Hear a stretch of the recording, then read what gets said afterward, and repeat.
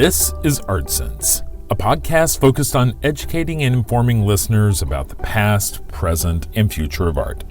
I'm Craig Gould. On today's episode, I speak with Anna Bottinelli, president of the Monuments Men Foundation, about her organization's tireless pursuit to recover and return artwork stolen by the Nazis in continental Europe during World War II.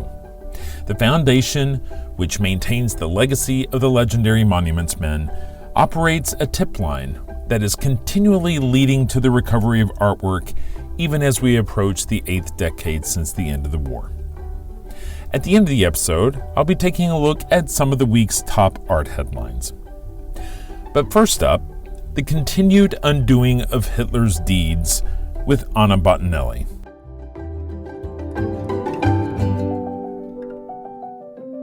Anna Bottinelli, thank you for joining me today on the Art Sense podcast. For those listeners who don't have any knowledge of your organization, can you kind of explain the Monuments Men Foundation and who the Monuments Men were and how your work kind of continues or is an extension of the work they did? Sure. Well, thanks, first of all, for inviting me to be a part of your podcast. And it's always a wonderful occasion to share a little bit more about the Monuments Men and Women and what they did during World War II. So the Monuments Men and Women were a group of about 350 people, mainly from the United States and the UK, but actually representing 14 countries that during World War II joined the Western Allies army to protect the cultural heritage of Europe from destruction that a world war would inevitably bring. Now, the mission, as it started, it wasn't aimed at finding, saving, and returning the hundreds of thousands, millions of works of art that the Nazis were actually stealing. The Allies didn't know that there was a theft going on. All they knew was that there was a war happening on the European continent, and that cultural sites of thousands years old were in danger of being forever destroyed. And so these men and women, all in their established careers, these are not 18-year-olds that are being drafted. These are accomplished men and women, curators, librarians, artists, architects, many with families, with children, with careers at some of the places that we all dream of, the Met, the Isabella Stewart Gardner, the cloisters, and they left everything behind because they couldn't just sit back and watch everything they loved, everything they studied being destroyed. And so they joined the army, they went on the continent in Europe, and they started assessing damage and working hand in hand with the army, advising on what to not to hit, how to avoid as much damage as possible. And it was they received a lot of pushback at the beginning. Of course, the army officers, we're not going to listen to a bunch of architects coming here and telling us how to fight a war. And what really made the difference was a directive that General Eisenhower issued in at the end of 1943, and then again in 1944, that instructed the soldiers to preserve monuments as far as war allowed. What Eisenhower said is that oftentimes historical buildings were being destroyed out of convenience and not out of necessity. So he was putting the responsibility on the soldiers to see if something had to be destroyed because there was no other way, then that was one thing. But they shouldn't just go and tear down churches if that wasn't necessary. And this was transformative, of course. And then once the Monuments Men were on the continent, that's when they realized that there was actually a premeditated theft that had been going on since the early days of the war, since really 1939, since Germany first invaded Poland. And that a lot of energy and a lot of time was going into plundering these countries, stealing private collections, museum collections, for this desire that Nazi leader Adolf Hitler had of building his own museum of the Reich. that would have all of the art that he considered was the highest manifestation of Western creativity. So this is what the monuments men do, aside um, from guiding the army on how to prevent more damage than it's necessary. They start tracking down information that allows them to get a sense of the scope of this theft, the magnitude, and try to find where this art is being taken. And it's we talk of a treasure hunt, but it truly was a treasure hunt where they were looking for tips and leads, and eventually they find the art hidden in hundreds of salt mines, copper mines, castles throughout Germany, throughout Austria, northern Italy. And then when the war ends and the army goes back home, the monuments men, that's when their work truly begins. And for the next 6 years, from 1945 to 1951, they will remain in Europe to inventory, catalog all of these millions of works of art and return them to the rightful owners. 5 million objects in all. It's a staggering number. I don't think we can even comprehend what it means to do something like this without the technology and the means that we have today. And despite returning that many objects, there are still hundreds of thousands of works of art missing. And so one of the missions of the Monuments Men Foundation is that of continuing this search, looking for what's still missing and returning to the rightful owners, whether that's an individual, a private collector, a museum. We don't care. The Monuments Men didn't care, and we don't care. We just reunite missing property with its rightful owner.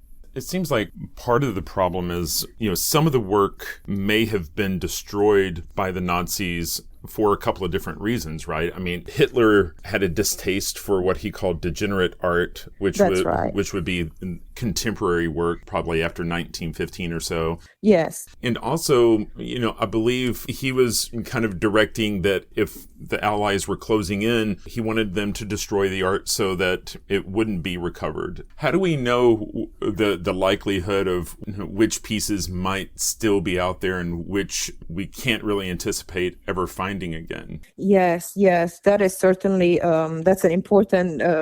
It's an important element to keep in mind, so that we don't spend energies looking for something that was actually destroyed, and we devote the efforts to recovering what we know, or we have reasons to believe that it survived. In a way, I think by now 76 years have passed since the end of the war. So I think we can say that anything of massive size that hasn't resurfaced in these years, it probably was destroyed. Something portable, there is a chance that survived, and that a soldier from whichever side, Red Army, Americans, a civilian that just happened to walk by a bombed home and saw a painting lying on the floor. If it was portable and movable, then there is a chance that it was picked up and taken away. If it was a work on paper is easy to destroy or discard and not even realize you have a drawing and throw it away. So a drawing would be harder to have survived all of these years. Or a painting on copper, that is more likely to survive because it's a very sturdy medium. So I think there is some reasoning and some logic that can allow us to determine what could have survived and what could have not. A canvas can be rolled up and taken away, so that there are chances that a canvas has survived. Something in ceramics, probably not. Probably it has shattered. So I think that allows us to at least divide up in groups the works of art that could still be out there and begin looking for them. And this is why I mentioned the drawings and works on paper, how rare it is to still find them. We have just returned yesterday, in fact. I was in New York at the General Consulate of Poland in New York, returning 2 drawings that belong to the National Museum in Warsaw, and that were picked up by a U.S. soldier. and brought them home as souvenirs, as a souvenir from his time serving in the war. And his family preserved them, and then heard of our organization and contacted us and asked to help them find the rightful owners. And we didn't realize at the time, but these are actually 2 of 21 graphic series of drawings that the Polish artist created. And so the National Museum in Warsaw had the 18 of them, with the 2 that we found. Now there is only 1 still missing. So it's even more meaningful that these 2 drawings are almost completing a series. I mean, it's amazing that 76 years on, just this week, we're able to make those discoveries and restitute these images. In my mind, there are some things that will hamper the organization's progress, and that is maybe a family knowing they have something they're not supposed to have and they're afraid to come forward, or a family that has something that has now become, after 76 years, part of their family history, and they don't necessarily want to come forward. And then there are others that, knowingly have it, and it's in a Swiss vault, and the Swiss aren't, very forthcoming about cooperating with allowing us to see what's in their vaults. And how do we counter some of those things? Sure. I think the 2 examples that you brought forward, they show both a good faith and a bad faith. So the family that has something and has a harder time cooperate, usually it's because that item has been picked up in good faith during the war by their 18-year-old relative, probably now deceased or in his final days of his life. And that stands to represent not just his, I say his, but could be a service woman, but not just the service during the war, but also oftentimes when we speak with veterans, they attach to that item the memories of soldiers, friend of theirs that didn't make it back home. And so the object itself that they picked up has a larger meaning. But then when we explain to them the extent of the plundering that happened during the war, usually they come forward. We're not a law enforcement agency, so nobody gets in trouble with us, and we don't have any reason to rush. We usually, if a family has hesitation or seems to not understand why it's important to come forward and return something, we talk to them. We recommend them reading some of the books that are found that Robert Edsel wrote, that gives a really complete insight into what happened during those war years on the art front.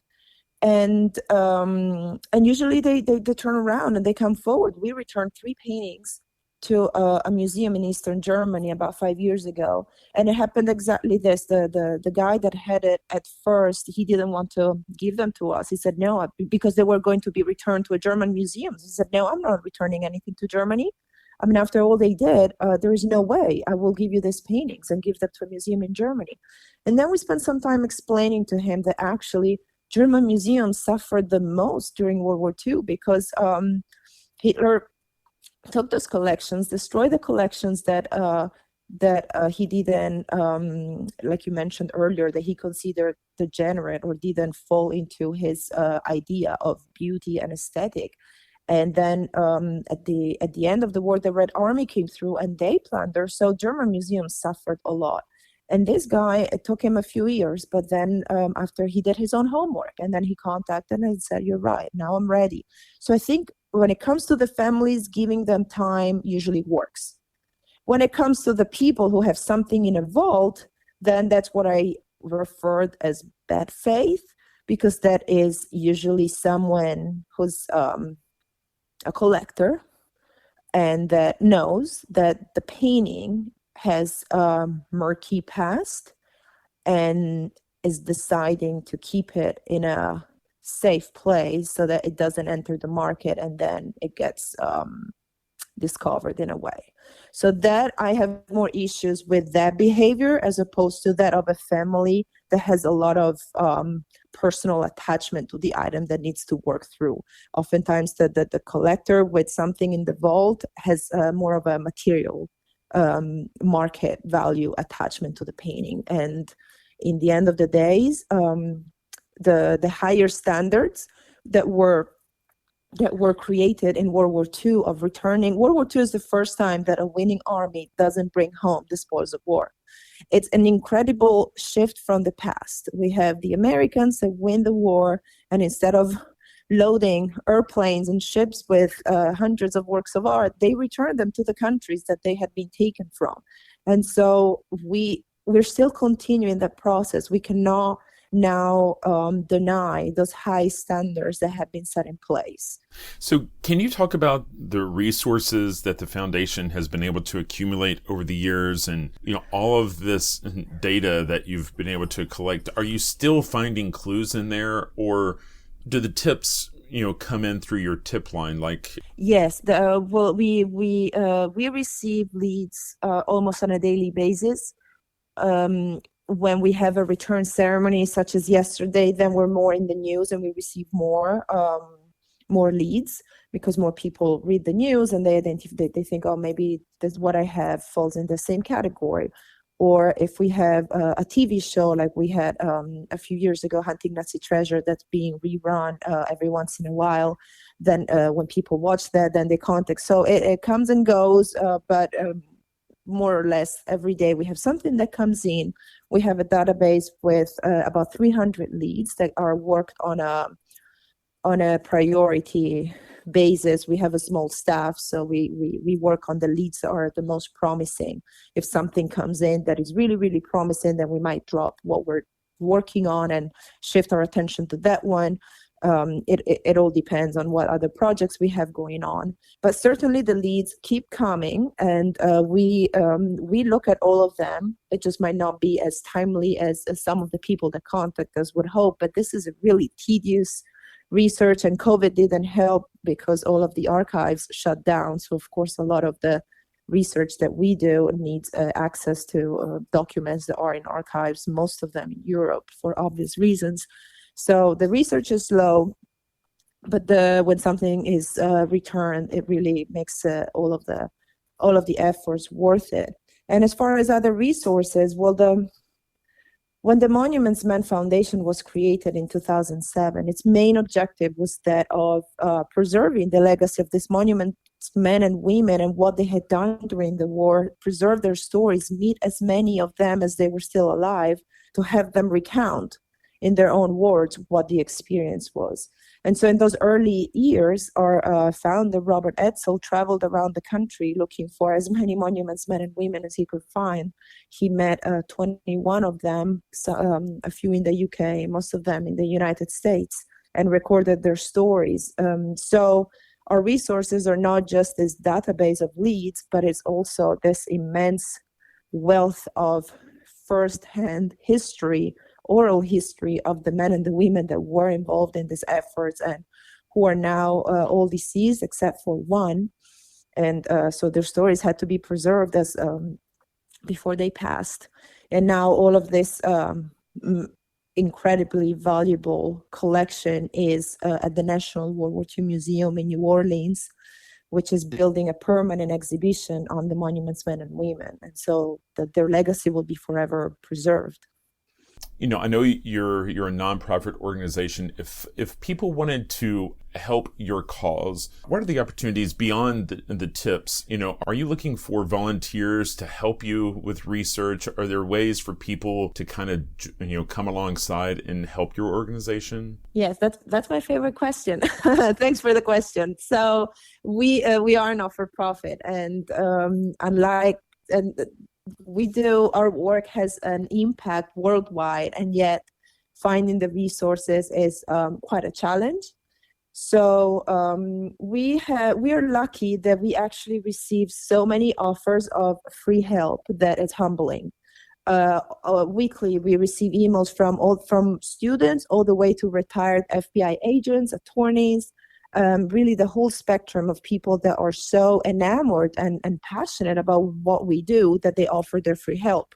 Now, to even take the free help, you need the staff and the time to sort through the contacts and create the opportunity. So unfortunately, we're not in a position to be able to welcome all of the free help that's offered, but that's certainly something that has been we've received from the very early years and something that we've been always incredibly appreciative. We have help. We have the chance every once in a while to actually take this free help that's offered, depending on what we're working on. Sometimes the stars align and we need some expertise on something in Hungary, and of course Hungarian might not be a language that we all speak, and then someone contacts us that has an expertise in Hungarian, and we're like, okay, this actually works out great, perhaps you can help us with a few document translations. So at times it happens. We usually keep track of everyone that contacts us, and we might reach out to them even years later. They have contacted us and see if they're still willing to give us a hand. So that is something that we do. But of course, the best way to help our organization is through financial support, and we have donations that can be made through our website, but we have also a membership program that allows for anybody at different levels to be more involved with our day-to-day work. And for instance, the return ceremony that we had yesterday, our patron members can attend these ceremonies. And these are rare ceremonies, and they're usually just upon invitation in beautiful buildings. The consulate where we were yesterday is counted among the American Renaissance, the Renaissance buildings of America. Now, I mean, America is not really famous for Renaissance art. So that tells you what a pretty building it was. And hearing from the polls how meaningful this return was, and how truly the hopes sometimes start to end after so many decades. They're wondering, will we ever find one more works of art? And then one shows up, and the hopes and light again. And it's the ceremonies are always very meaningful, and we cannot let anybody join, but those who are members of our organization and that are supporting our organization, then they can get access to these incredible once-in-a-lifetime opportunities. So yes, I think that would be the most impactful way to help is through financial support. At the end of World War II, some of the bigger name pieces of art that they were able to recover were like Da Vinci's Lady with Ermine or the Ghent altarpiece. But what would you say are some of the top pieces of art that still aren't accounted for, that if we were to find them, really be just top of the headlines, meaningful discovery? Yes, that's another great question. So, and I say great because we have actually worked for the last year on a product that we will launch early in January. So anybody who's listening to us, I tell them, sign up to our newsletter to be the first ones to know about this. It's going to be aimed exactly at the top works of art that are still missing. And it's something that we're very proud of, and we can't wait to talk more about it. But the one work of art that I think everyone around the world is hoping to find is Raphael's of a young man from the Czartoryski Museum in Krakow, Poland. That is actually in the same museum of the Leonardo da Vinci's Lady with an Ermine that you just mentioned. There is the famous photo of one of the monuments men holding the Lady with an Ermine in front of a train at a train station when they're returning it to Poland.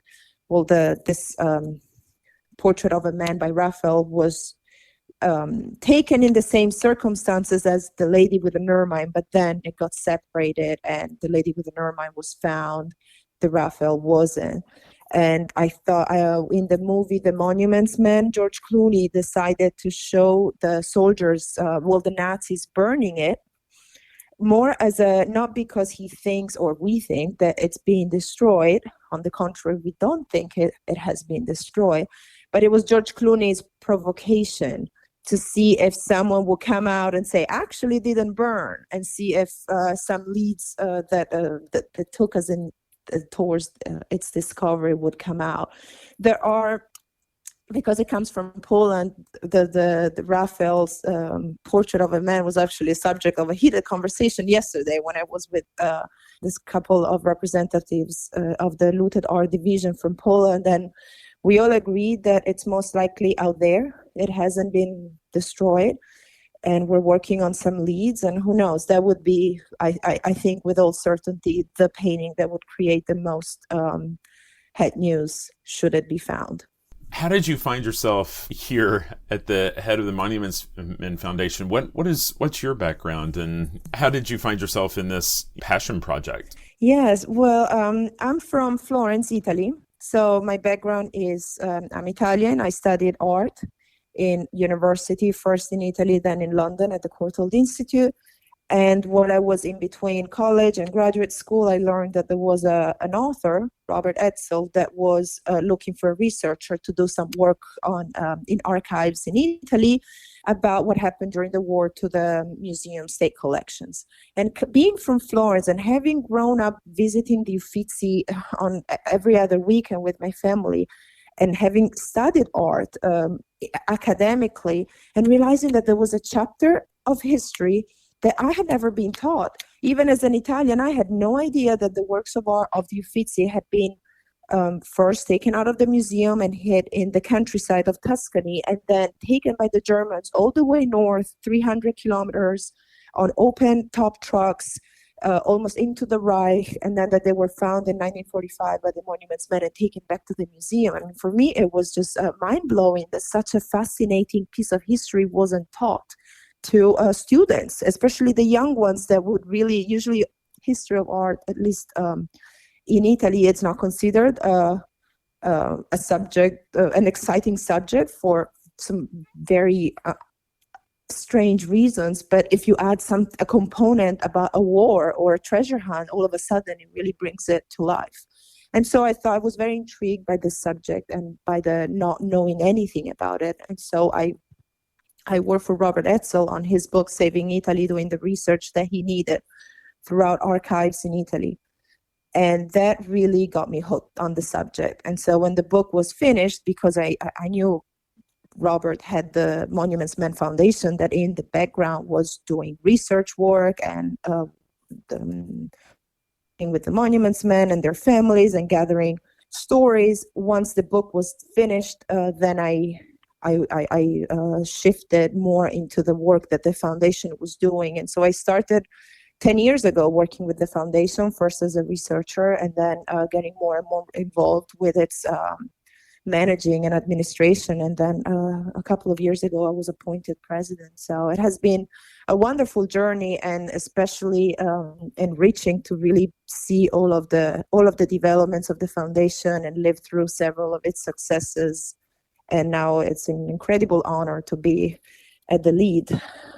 So one more time, if someone wanted to follow your organization, if they have a tip, if they want to contribute, where's the best place to direct people's eyes and ears to help you with your cause? So it's, in today's world, I would say social media is always the easiest path for everyone. We are on all of the usual suspects as Monuments Men Foundation for the Preservation of Art, Facebook, Twitter, Instagram, all the works. The tip line that I mentioned that people can call to actually report a lead of an object that has a wartime connection is 1-866 World War II Art, which is 1-866-9944-278. And that is a toll-free tip line that works internationally. And otherwise, we have our website, monumentsmenfoundation.org, with an easy contact form. And we tend to respond to inquiries within 48 hours. So we try to really just be on top of inquiries and requests and really work with anybody that contacts us. Well, Anna, I've really enjoyed our conversation. I, have such deep respect for what you guys are doing and what the legacy that you guys are maintaining. And I really hope that our listeners can can help support your mission. And I really appreciate your time today. And thank you. Yeah, thank you so much for joining me. Thanks. It's been a pleasure.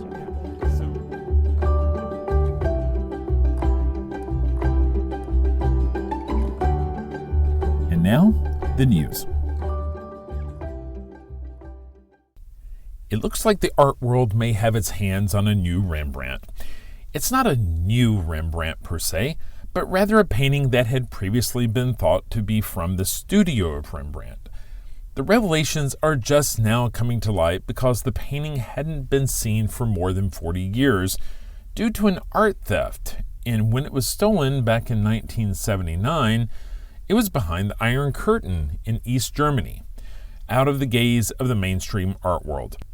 The painting was one of 5 stolen from Schloss Friedenstein in Gotha by a disgruntled train driver who enlisted the aid of a married couple to smuggle the works out of the country.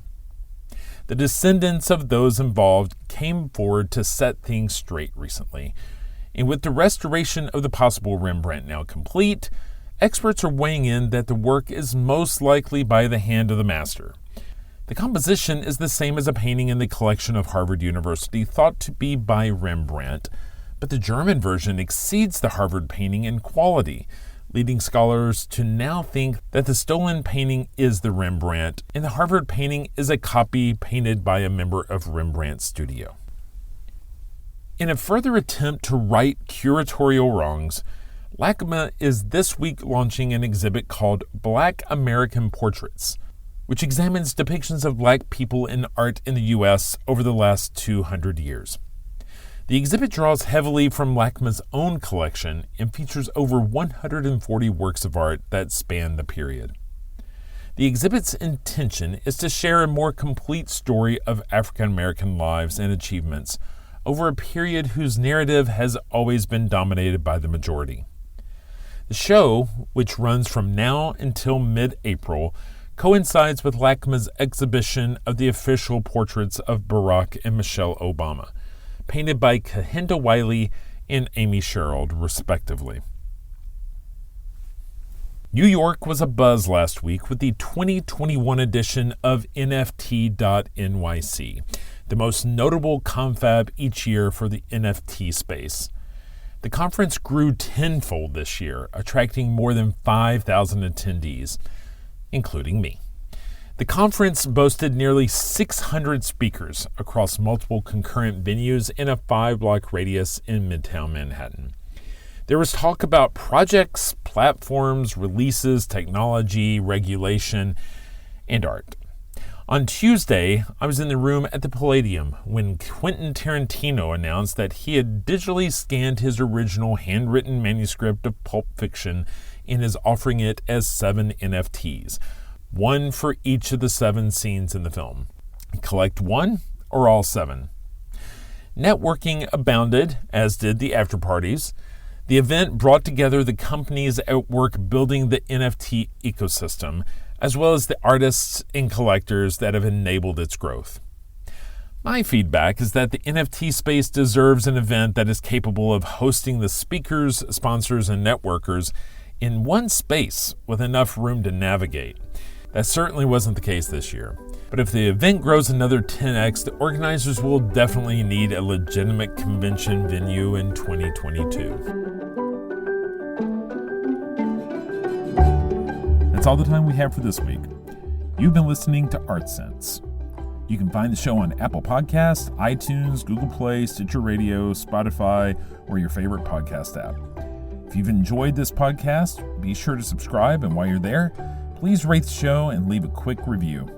Your feedback is the key to other folks finding us. If you'd like to see images related to the conversation, read a transcript, and find other bonus features, you can go to cambia.art and click on the podcast tab.